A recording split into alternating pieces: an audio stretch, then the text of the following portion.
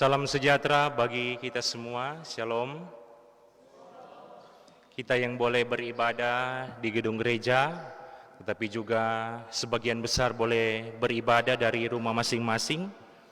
Saudara-saudara, tema perenungan warga Gemim di sepanjang minggu ini yaitu pendidikan anak yang berkarakter, yang tentunya di dalamnya hendak memberikan motivasi bagi anak-anak, tetapi juga di dalamnya bagi orang tua, karena pendidikan bagi anak-anak akan terlaksana dengan baik jika orang tua memiliki kepedulian yang baik dengan pendidikan bagi anak-anak. Di awal khutbah ini saya ingin memberikan satu kenyataan atau realita dalam kehidupan orang semua, berbicara realita di zaman sekarang yang semakin maju ini, yang disertai dengan kecanggihan teknologi yang begitu luar biasa signifikan. Ada beberapa nama yang saya yakin bukan nama yang asing di telinga kita. Ada di antara kita mungkin yang sudah pernah mendengar nama-nama seperti Steve Jobs. Steve Jobs ini adalah seorang kepala keluarga, seorang tua, sekaligus juga pendiri Apple. Itu handphone yang begitu mahal, begitu populer. Ini adalah pemiliknya sekaligus pendirinya, itu Steve Jobs. Kemudian ada seorang kepala keluarga yang bernama Chris Anderson. Dia merupakan pendiri perusahaan yang membidangi bidang robotik, di bidang teknologi juga. Dan yang ketiga, nama yang sangat populer yang juga merupakan kepala keluarga, seorang tua yang bernama Bill Gates, pendiri Microsoft yang orang kenal bersama. Bill Gates ini selain pendiri Microsoft, orang tahu juga merupakan salah satu orang terkaya di dunia ini.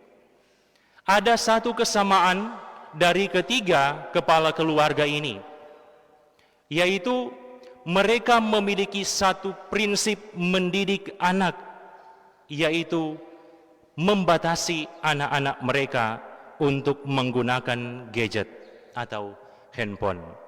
Luar biasa. Padahal tiga orang ini adalah orang yang berhasil dalam bidang teknologi, di bidang handphone, di bidang robotik teknologi, dan juga di bidang Microsoft. Dorang jadi kaya gara-gara hal-hal yang berkaitan dengan teknologi. Tetapi ternyata mereka juga sangat menyadari bahwa ketika anak-anak mereka memiliki waktu yang sangat banyak dengan memegang handphone, itu akan menjadi satu bencana. Ini mereka benar-benar sadari. Karena itu tiga orang kepala keluarga ini memiliki prinsip dorang batasi dorang pe anak. Bahkan Bill Gates yang merupakan salah satu orang terkaya tidak memberikan handphone pribadi kepada anaknya sebelum dia remaja. Jadi luar biasa saudara-saudara. Bukan karena dorangnya tidak ada doi. Mau bilangnya tidak ada doi bagaimana, Kang? Bill Gates salah satu orang terkaya.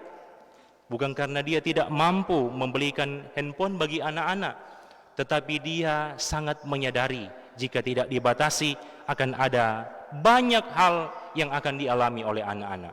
Gangguan fisik, gangguan kesehatan, apalagi di bidang otak atau di bagian otak, di bagian mata, saraf-saraf. Akan ada gangguan-gangguan, bahkan penelitian-penelitian mengatakan anak-anak yang memiliki waktu yang sangat banyak dengan memegang gadget akan mengganggu perkembangan otak dan kreativitas anak. Nyandak heran di zaman sekarang saudara-saudara, satu realitas sederhana yang boleh orang lihat, kalau anak-anak setelah banyak pegang handphone, masih TK, masih SD, mata so mulai minus, so pakai kacamata, Kang. Jadi ini adalah realita, sekaligus juga salah satu tantangan besar berbicara tentang pendidikan anak di zaman sekarang ini.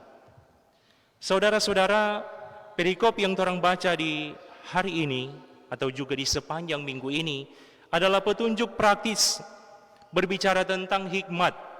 Di dalamnya juga berbicara tentang hubungan orang tua dan anak. Kalau orang perhatikan dalam bagian firman Tuhan ini, orang bisa melihat bahwa firman Tuhan ini diawali dengan awal kalimat-kalimat yang di dalamnya menjelaskan anak-anak mendapatkan didikan dari orang tua, dalam hal ini ayah maupun ibu. Satu pertanyaan yang boleh orang renungkan, bagaimana cara supaya orang tua dapat mendidik anak dengan baik?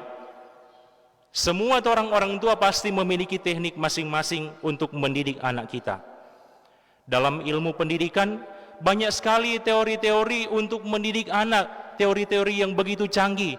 Tetapi, tidak usah dulu orang terlalu terfokus pada teori-teori yang canggih seperti itu. Mari orang belajar dengan hal-hal yang sangat sederhana. Hal-hal yang praktis, yang dapat memberikan dampak yang begitu bermakna dalam kehidupan orang pe anak-anak. Itu boleh orang lihat di Alkitab. Kalau berbicara mendidik anak, satu ayat yang paling mendasar boleh orang baca di Ulangan 6 ayat yang ke-7. Haruslah engkau mengajarkannya secara berulang-ulang. Ini adalah kalimat yang sangat sederhana, prinsip yang sangat sederhana, tetapi sangat alkitabiah. Dijelaskan dalam firman Tuhan, orang mesti ajar orang pe anak secara berulang-ulang. Kalau berulang-ulang berarti bukan cuma satu kali, bukan cuma dua kali, tetapi harus diajarkan berulang-ulang supaya mereka memahami dengan baik hal-hal yang positif, hal-hal yang baik dalam kehidupan mereka. Dan juga satu hal sederhana yang boleh orang belajar dari lagu sekolah minggu yang seringkali dinyanyikan anak-anak, yaitu lagu baca kitab suci, doa tiap hari. Kalau berbicara anak-anak, orang nak bisa mengajarkan hal-hal yang terlalu rumit. Hal-hal yang sederhana yang orang gampang pahami itu yang harus orang ajarkan. Yaitu hal yang sederhana, membaca kitab suci dan berdoa tiap hari. Berkaitan juga dengan pembacaan di ulangan yang saya sampaikan tadi, Ulangan 6 ayat 7. Diajarkan berulang-ulang.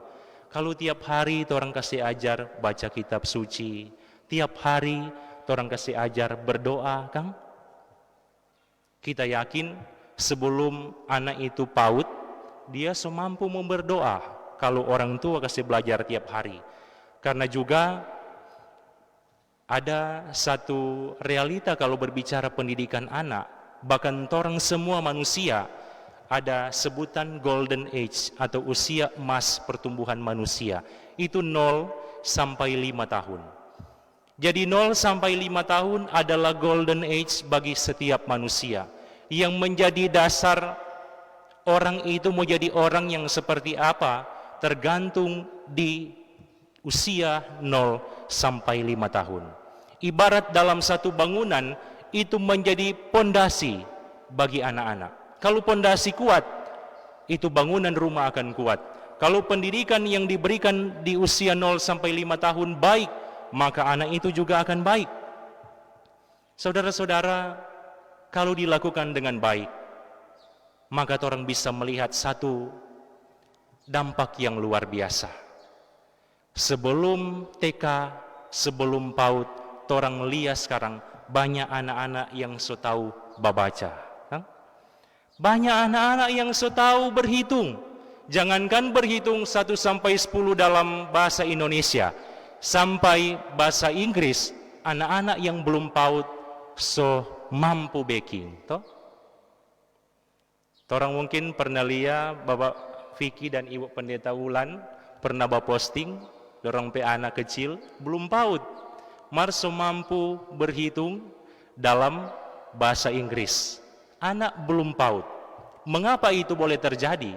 Itu bukan langsung terjadi secara instan, tetapi karena diajarkan secara berulang-ulang dengan setia dan tekun oleh orang tua.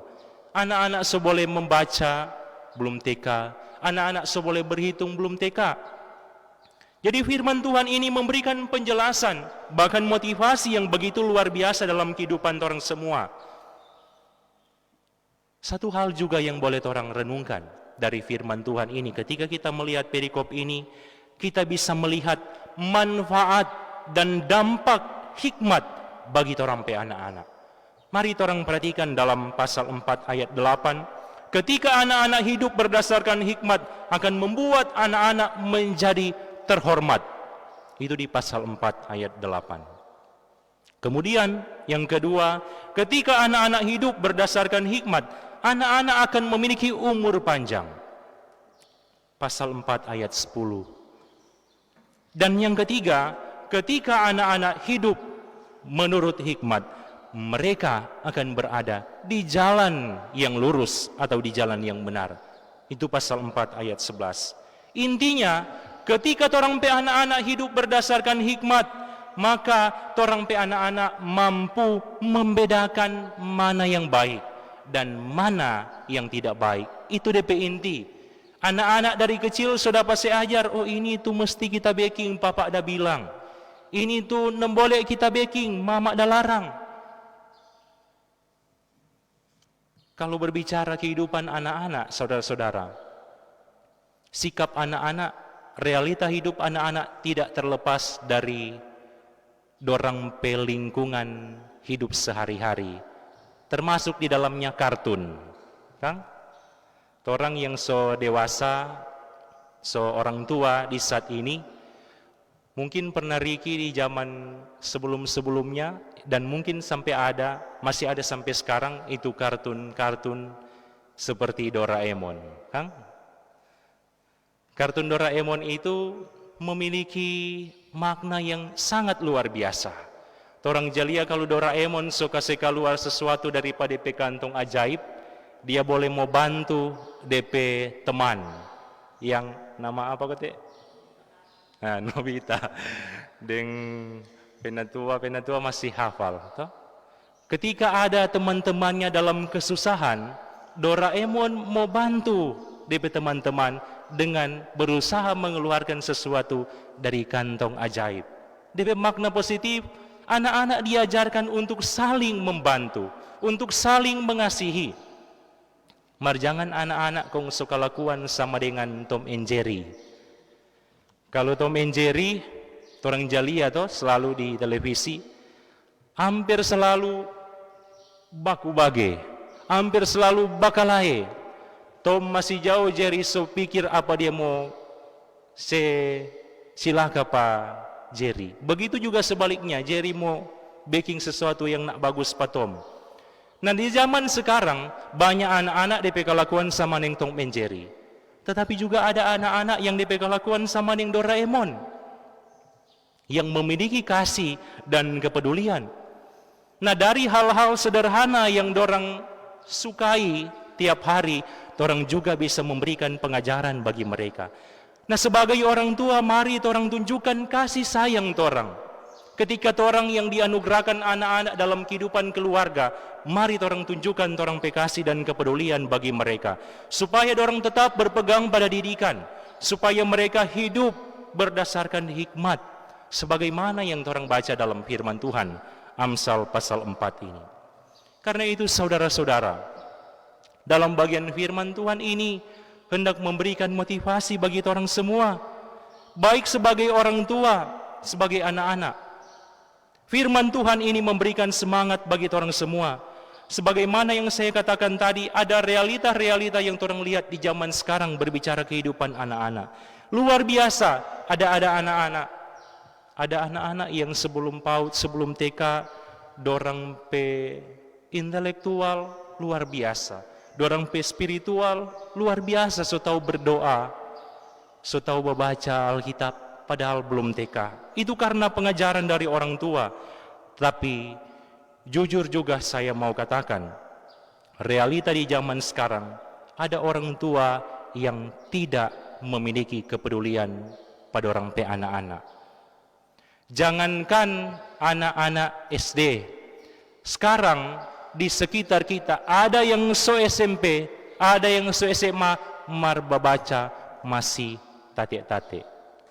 jujur ini, karena pendeta 5 tahun dikali sekarang, lain kali kalau bapimpin ulang tahun remaja ataupun anak, lain kali dia kasih kesempatan orang baca tuh firman Tuhan.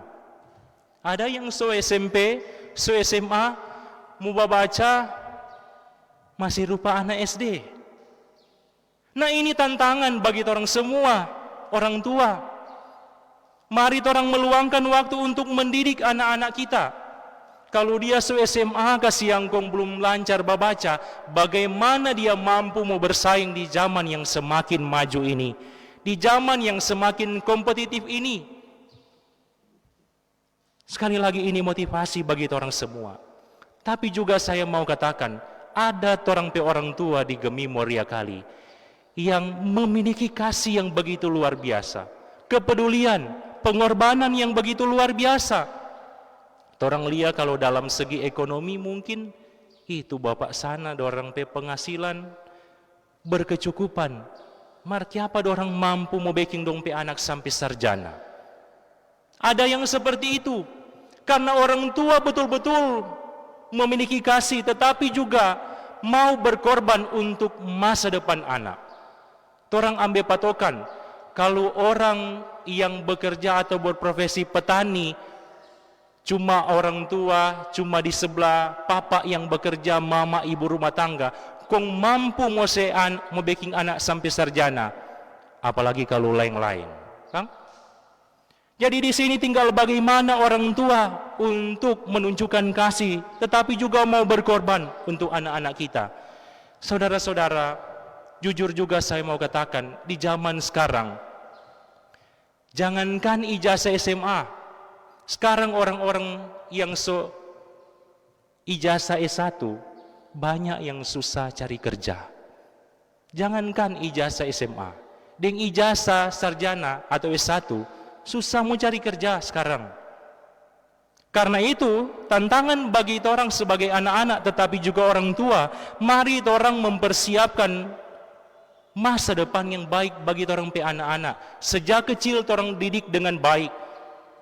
Dari masa golden age 0 sampai 5 tahun orang tanamkan hal-hal yang baik, hal-hal yang positif, supaya mereka boleh menikmati masa depan yang baik, supaya anak-anak boleh memiliki spiritual yang baik, supaya anak-anak boleh memiliki intelektual yang baik. Kalau berbicara didikan orang tua dulu, kita masih dapat riki cuma satu prinsip yang dorang selalu ajarkan. Atur tu anak pe waktu. Apa maksudnya atur tu anak pe waktu? Atur tu anak pe waktu untuk beribadah, orang tua atur. Kalau waktu beribadah, waktu beribadah. Orang tua atur.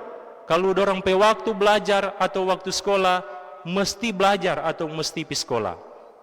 Atur tu anak pe waktu. Kalau dorang pe waktu bermain, waktu bermain. Jangan di waktu belajar, dorang bermain atau sebaliknya. Jangan di waktu beribadah orang bermain atau sebaliknya. Jadi peran penting orang tua sangat penting dalam pertumbuhan bahkan masa depan anak. Sekedar sharing, orang waktu kecil atau kita waktu kecil masih dapat riki didikan orang tua yang sebenarnya sederhana sekali.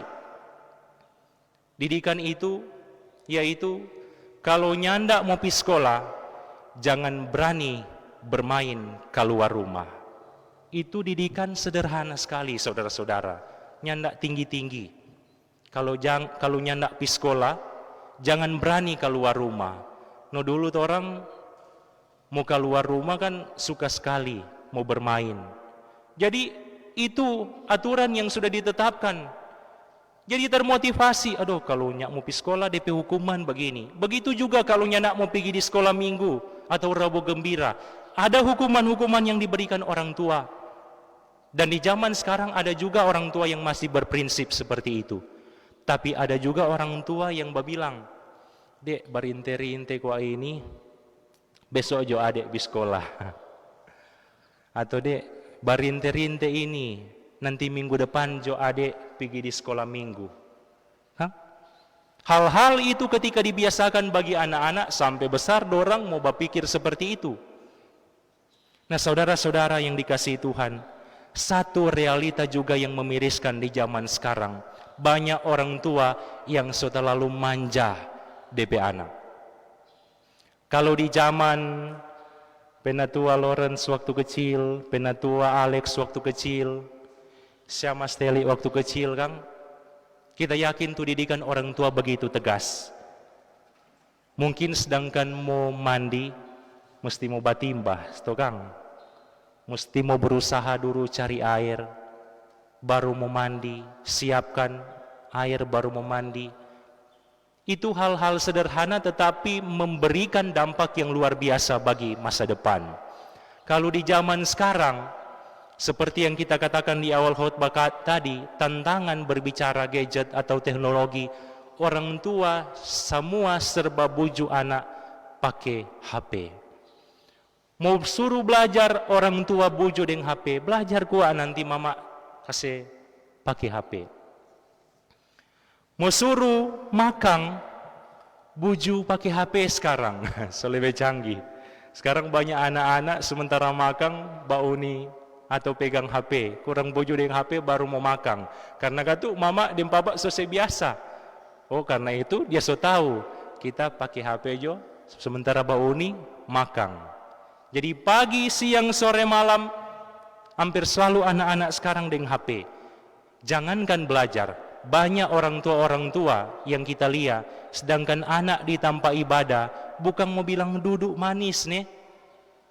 Orang tua bilang, bermain jo, markasnya silent tuh HP. Nah itu realita-realita yang orang temui di zaman sekarang, yang merupakan satu realita yang memiriskan bagi pertumbuhan dan masa depan anak. Saudara-saudara, di akhir khotbah ini, saya mau katakan, marilah orang sebagai orang tua memiliki kepedulian, memiliki kasih bagi orang pe anak-anak, cucu-cucu, supaya orang pe anak-anak dan cucu-cucu sekarang boleh menikmati masa depan yang baik. Khusus bagi orang jemaat Gemi Moria Kali, kita selalu katakan sebagai pendeta, kita memiliki mimpi supaya jemaat Gemi Moria Kali ini beberapa tahun ke depan atau 10 tahun ke depan semakin berkualitas. Anak-anak sekarang, remaja-remaja yang sekarang, pemuda sekarang menikmati masa depan yang baik di tahun-tahun yang akan datang. Kalau kita yang bukan orang Kali boleh bermimpi seperti ini, bagaimana orang yang orang Kali asli? Karena pendeta-pendeta kasihan cuma sementara di sini. Pendeta Evan cuma sementara, mungkin tahun depan sodi bunaken, kan? Pendeta Ulan cuma sementara, mungkin tahun depan sodi Amerika. Pendeta-pendeta lain, pendeta Yanti, pendeta Otniel, guru agama, cuma sementara orang di sini. Tetapi orang yang orang-orang Kali asli, mari orang juga bermimpi seperti itu. Tahun-tahun yang akan datang, orang pejemaat, setidaknya ada belasan pendeta orang Kali. Contoh, Kang, ada kepsek-kepsek yang ya boleh di atas 10 orang, Kang. Ada camat atau lurah yang di atas 5 orang. Guru-guru, ada dokter yang di atas 3 orang minimal. Ada kepala-kepala bas yang berkualitas. Ada anggota dewan, biar cuma 2 orang. Nah ini mimpi orang semua, supaya tahun-tahun yang akan datang, orang menjadi semakin baik. Karena ada kalimat yang berkata, hari ini harus lebih baik dari hari kemarin. Dan hari esok harus lebih baik dari hari ini. Kalau begitu boleh juga saya katakan, kali hari ini harus lebih baik dari kali hari kemarin. Dan kali hari esok harus lebih baik dari kali hari ini. Semoga Tuhan Yesus memberkati kita semua yang boleh mendengarkan firman Tuhan ini, memberkati orang tua, memberkati anak-anak, supaya orang boleh hidup berdasarkan hikmat. Amin.